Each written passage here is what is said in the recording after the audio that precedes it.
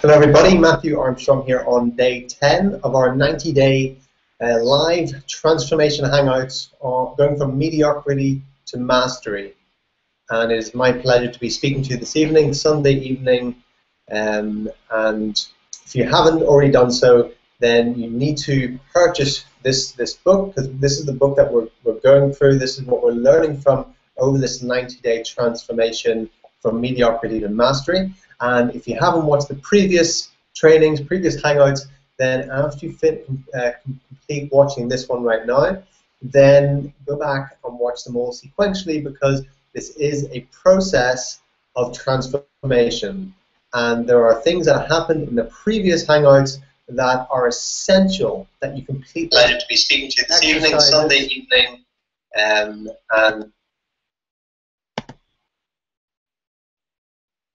that guy keeps interrupting me every time I come on. I don't know.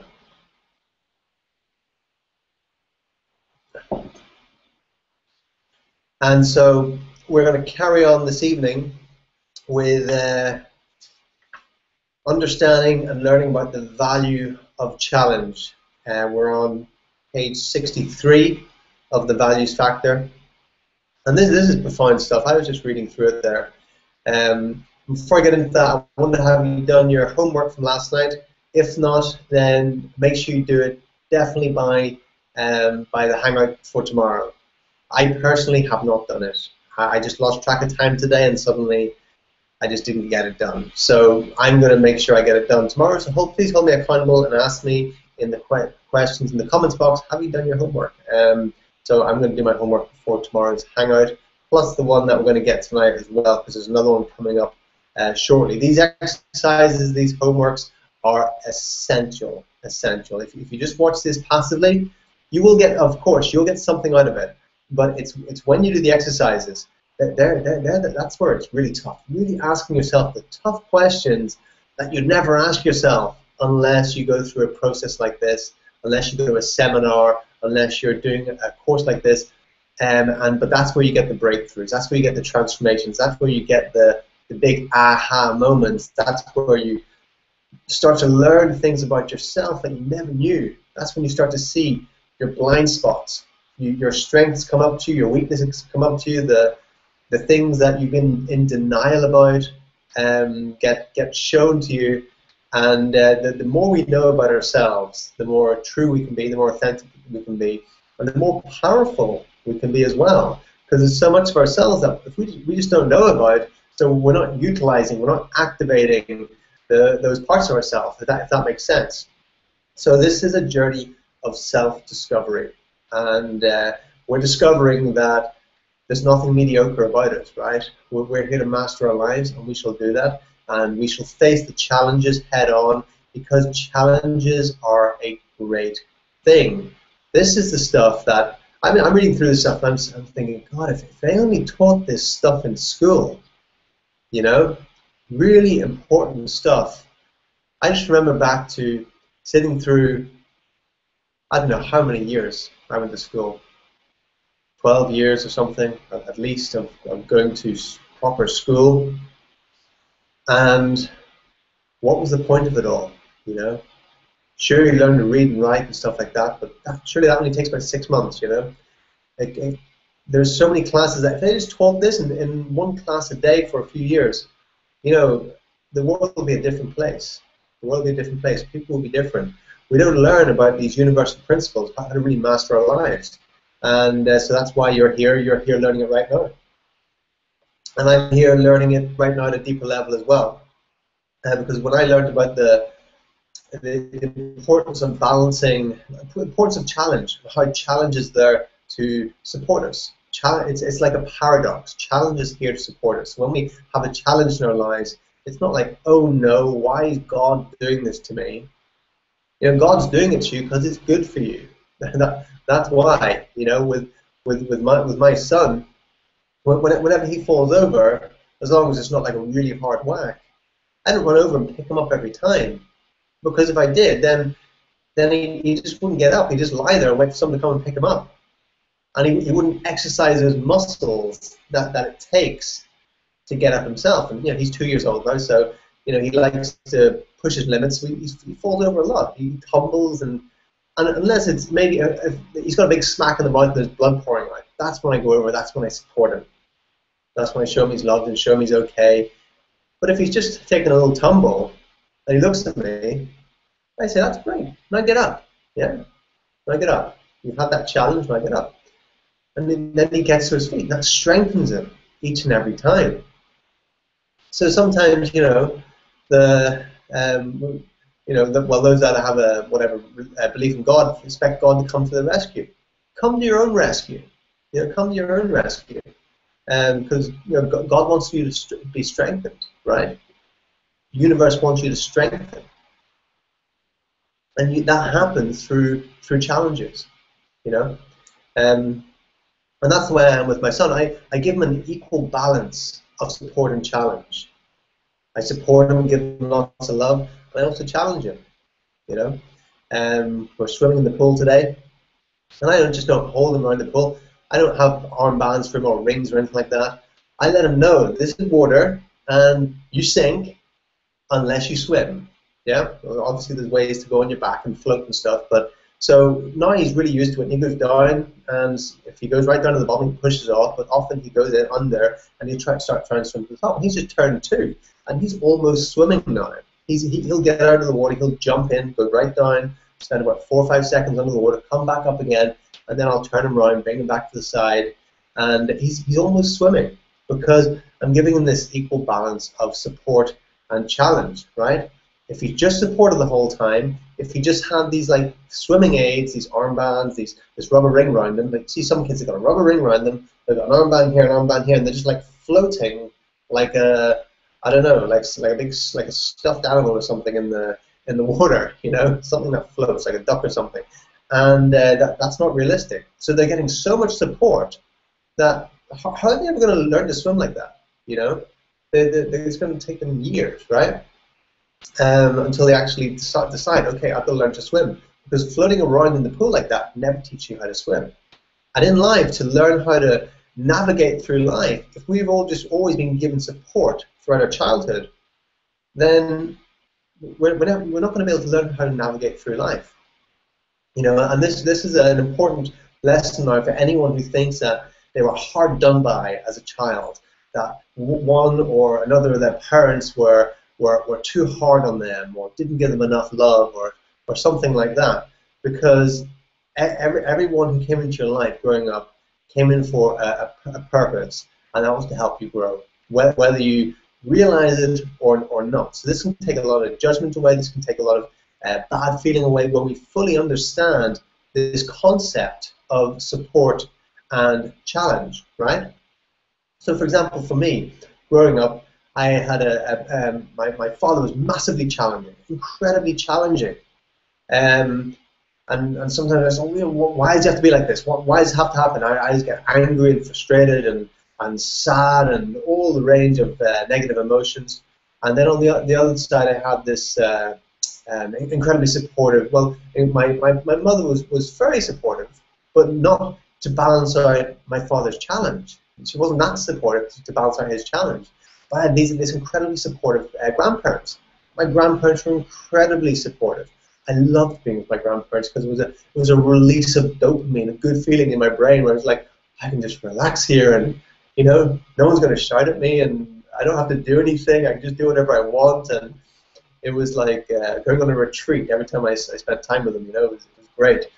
And at times I thought, I wish I could just live with them. I wish I could always live with them.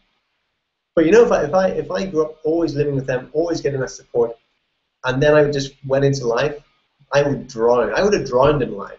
Well, I would have come up against challenges, and I would not have known how to handle them. I wouldn't have been forged into the person that I became to handle the challenges I was able to handle, right? And to not just survive but thrive through things.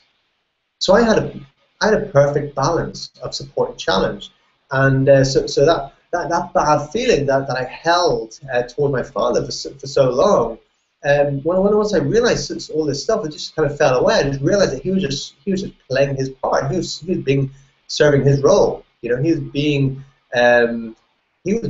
being the perfect father to me that I needed to make me who I am. And my grandparents were the perfect balance of support. My mother's the perfect balance. My mother can be challenging sometimes as well, but the balance was always there, right? And this is something that John Demartini teaches. He says there's no such thing as a dysfunctional family. And you could have saw a lot of my life growing up, thought that's pretty dysfunctional, you know. And a lot of people believe that they grew up in this dysfunctional environment, this dysfunctional family. But there's no such thing as a dysfunctional family. We're always receiving an equal balance of support and challenge. Whether if we think we were just all challenged, look for the places where there was support. Maybe in places we didn't realize. Maybe it was an auntie, maybe it was a school teacher, maybe we had incredibly supportive friends, or church, or whatever, right? So there's always a balance of challenge and support. So, you know, I've realized that, and that's with my son. With that level of thinking, I give him a balance for support and challenge. Give him lots of love, lots of attention, and also he's learning and he's progressing so fast because I don't just do everything for him. I let him work it out for himself. He comes to me and he says, "Daddy, you do it." I said, "No, you do it." And now he's got to the place where he's really independent. He says, "No, I do it. I do it. I want to learn it." And he's only 2 years old. He's talking away, and he's saying he wants to do things. He wants to be able to eat his own food, drink drinks. He wants to be able to drive the car. Yes, I actually do let him drive the car sometimes, very safely, but yeah, he does it. You know, he'll be ready to move out of home when he's about 5, I think. But yeah, so there's an equal balance of support and challenge. So let's read this next part of the values factor, and this is where we'll understand this at a higher level.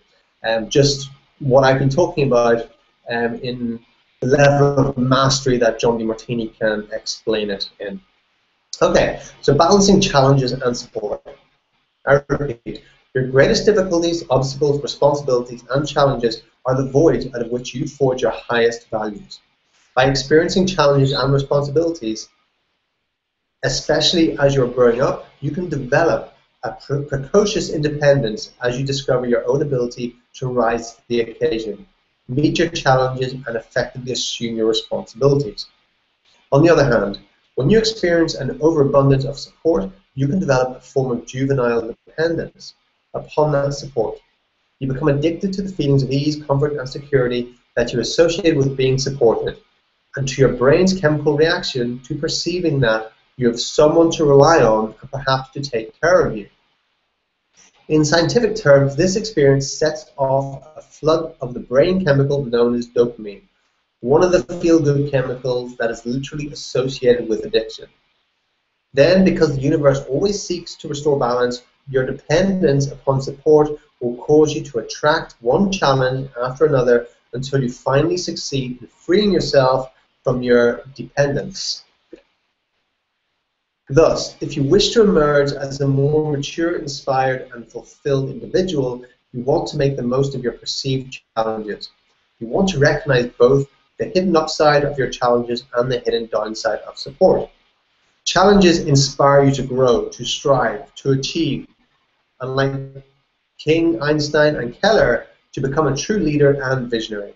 Support, which is anything that you believe assists you in the fulfillment of your own highest values, might have its downside in that you can become dependent upon those whom you perceive as offering you support, and dependent upon support itself. Instead of taking on life's challenges, you remain juvenile. To take a simple example, a child whose parents can always be counted upon to tie her shoes will likely never learn to tie her own shoes. She becomes addicted to their help and support, and so she does not have the stamina or drive to do the hard work of learning to tie her own shoes.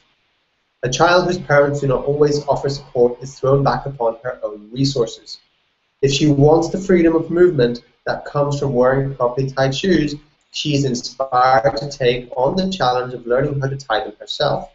She has the opportunity to develop a precocious independence that she might never discover if she perceives that her parents are ready to support her with every little task.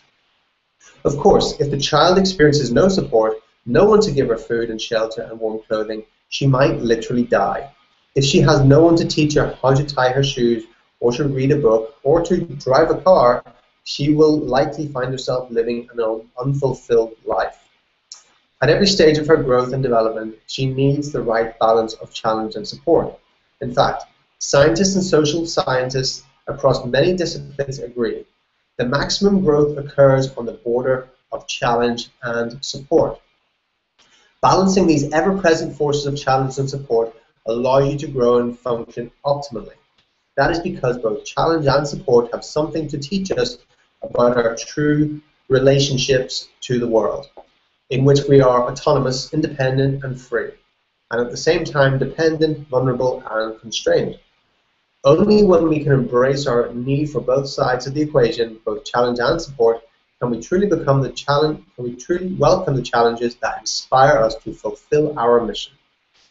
The values factor is key here because it becomes much more natural to welcome inspiring challenges and to embrace the balance between challenge and support when you live according to your own highest values. At this point, you might be wondering just what the various forms of balance between challenge and support might be.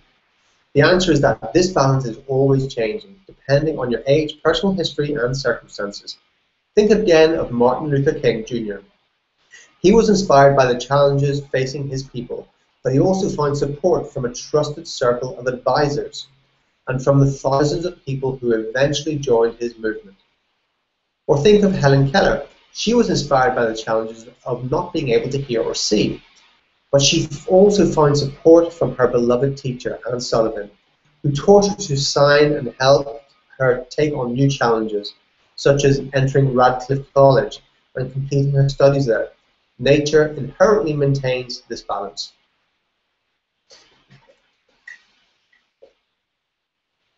Living by your own highest values gives you the chance to perceive your achievements and celebrate your accomplishments because you recognize that you have been true to yourself and to your mission, even if you have also encountered what initially appear to be setbacks. It is when you are living according to your highest values that you most naturally embrace the balance of challenge and support in the pursuit of your most inspiring mission. Because you are no longer addicted to support and no longer spend an inordinate amount of time and energy seeking it, you are able to serenely appreciate a balanced reality, gratefully opening your heart to life as it truly is, not as you wish it to be. Living by other people's values, on the other hand, is virtually guaranteed to make you feel frustrated much of the time, even if things appear to be going well. That's because you can never truly live up to another person's highest values. Those external values are just not important enough to call forth your greatest and most inspiring actions. They won't inspire you to mobilize the energy, dedication, attention, and retention that you need to do a superlative job in any area: work, relationships, personal development, or spiritual growth. Only when you live by your own highest values and honor yourself accordingly can you fully realize your true potential.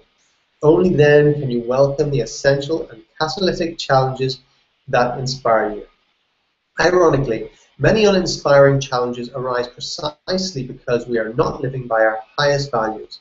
In such cases, we unconsciously attract these challenges, which are designed to wake us up and bring us back to our highest values and truest selves.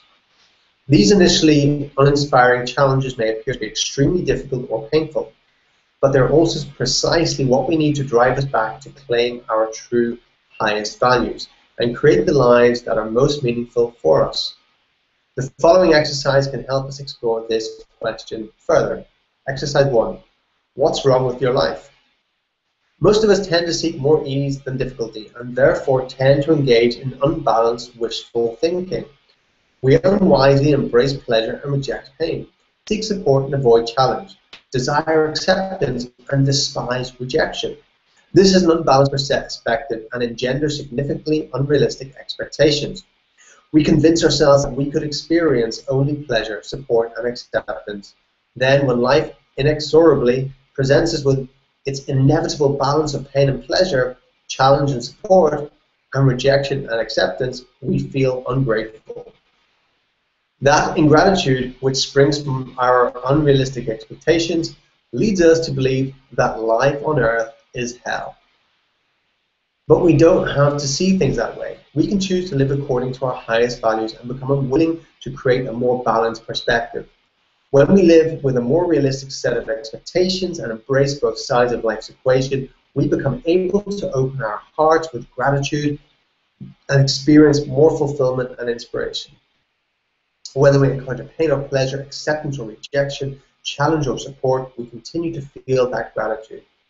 The hell of ingratitude loses its power over us, for we realize that our fulfillment and inspiration do not depend on circumstances, but upon our own ability to embrace both sides of life. Our first step is to get clear about what we imagine to be difficult or challenging, and about what we misperceive to be wrong with our lives. Here's an exercise to get you started on the process.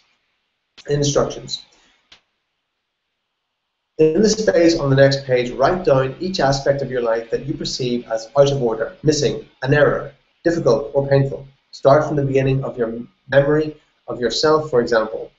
I didn't have a mother. My brother used to tease me about being ugly. I was often picked last for the team. And continue on to the present day, for example. My children are a handful. I feel anxious in public. I feel unattractive. I don't have enough money, and so on. Don't worry about being realistic, fair, or balanced. The goal here is to identify the apparent fears, frustrations, difficulties, and lacks that you experience both consciously and unconsciously. Once you have completed your list, rank it in order, with 1 being the most important challenge, difficulty, void, or pain, 2 being second, most important, and so on. Identify in order the top 10 sources of pain or void in your life. Okay, so here is the lesson for today from the book. And so, you know, in the next page, or separate sheet of paper, which is probably better, wrongs or sources of pain that you put in there, and then rank them on the right-hand side. So obviously, you need this book. It's essential if you're going to complete this 90-day transformation program. So go to Amazon or drdemartini.com. You can get it there. So that made it clearer, the importance of challenge and support. So it's a great thing to take us out of the victim mentality. Oh, this bad thing happened to me, that bad thing happened to me. I just say great. You know, whenever I'm coaching someone and they start telling me how bad something is, I just say great. And it interrupts a pattern. And they're like, well, what do you mean by great? You know, and in their head they're thinking, usually people support me in my tale of woe and go, oh, isn't that terrible, and stuff like that. And I just interrupt their pattern and go, well, that's great. And they go, huh? What do you mean it's great? I said, well, it's great because, and then I'll either say something to them to show them a different perspective. I'll reframe it for them, their experience, or I'll ask them certain questions where they get to reframe their own experience, their own perception of the events or what happened to them. And so yeah, you know, it's that this is a huge part of life mastery. You know, we see the Jedi in Star Wars. You know, they don't get perturbed by anything. You know, the seeming bad thing happens and they stay centered. Why? Because they understand the balance of challenge and support. They understand the process of the universe and how it's all working for our higher good. Because support feels good, we get dopamine from it, and challenge strengthens us and makes us learn from it, right? So it's all good, you know? There's no good or bad, it's all good, right? And I know this can be argued. We can look at seemingly catastrophic events and things like that and say, well, how can that be good? Of course, surely that is evil or whatever. And you know, that's I'm not going to go down that route and start trying to justify everything. What I want you to do is just look at your own life and look at how the different events in your life, how the supportive events and the challenging events, and look at the challenges, whether they receive from a person, whether it be a parent or teacher or whatever, and see how that actually benefited you. See how you learned from that, how that strengthened you, that made you more independent, or what you learned something from it that you're able to pass on to somebody else, because that is empowerment, right? That is empowerment when we can do that. Okay?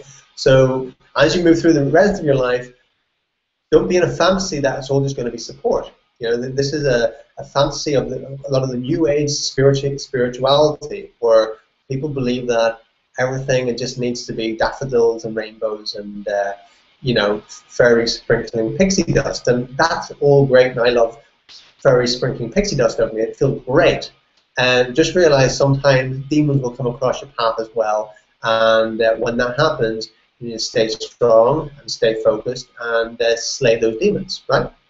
That's important. Okay, it's important to understand that as you move through life, you're going to get equal balance of challenge and support, and it's how you handle those challenges, how you reframe them, and what you can learn from them so you can grow and get to the next level, right?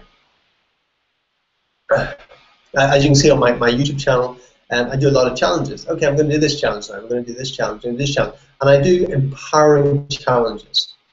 I don't do challenges where, okay, I'm going to you know, put gravel in my shoes and walk 20 miles. You know, that's not an empowering challenge. That's just you know, inflicting pain and suffering for no particular reason, right?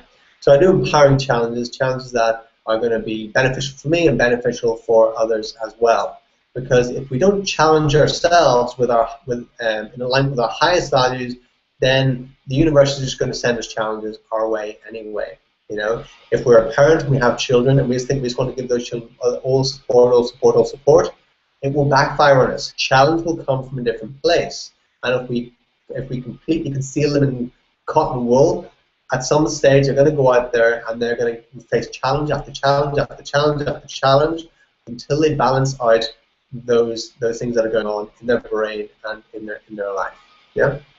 So this is a crucial part to get this. This is when you get this, it's a huge aha on the path to life mastery. You know, I get challenging days. There's days when it just feels like I just feel like a big pile of poo, to be honest. You know, and you know, that's okay. You know, stuff's happening, and sometimes I feel like I'm shedding a skin, like, you know, like a snake sheds their skin. And when the snake's shedding the skin, it's the time when they're most vulnerable to attack by other predators, right? Because they can't really do much. They're just kind of sitting there and just like the skin's coming off, you know, and they're shedding their skin. I've seen snakes shed their skin before, and when that happens, you know, that they're actually they get a new skin, and then things are much better again, right? So at those times when things seem to be challenging, when you don't feel so great, quite often that is, it can be that you're just shedding a skin and moving to the next level, especially if you're challenging yourself in an empowered way. If you've just been supporting yourself by closing yourself off and watching movies and eating popcorn and drinking Coca-Cola, and you feel like crap, well, that's because you're just trying to support yourself too much, and you're closing off to the real challenges that are going to lift you up to a higher level in life, right? So challenge yourself. That's what you got to do. You want to get to the next level in your life, you want to achieve your goals, you have to challenge yourself so you can grow to that next level, right? That is crucially important to do. So we're going to finish up for tonight. Out there, we've gone about 30 minutes. That's great. I like to keep these about 30 minutes. Plus the Sunday night, there is a festival happening of the Moors and the Christians at the port. They're going to do a big display and stuff like that. It's a big cultural thing here in Spain. So I might head down to there and see some friends now. I hope you have a great rest of your weekend, whenever it is, or whenever you watch this. Who knows if you're not watching it live. Just remember to go back to video 1 if this is the first one you've seen. Go back to video 1, go into the channel, Be Your Potential, and you can watch all the videos there. If you haven't joined my team yet, or get on my list for all the updates, click on the link below, and you can do that. Any questions that you have, put them in the comments section below, and I will endeavor to answer them in the next Hangout if they're relevant. Okay, thank you very much. This is Matthew Armstrong. See you again tomorrow, same time, same place, wherever you are. Ciao.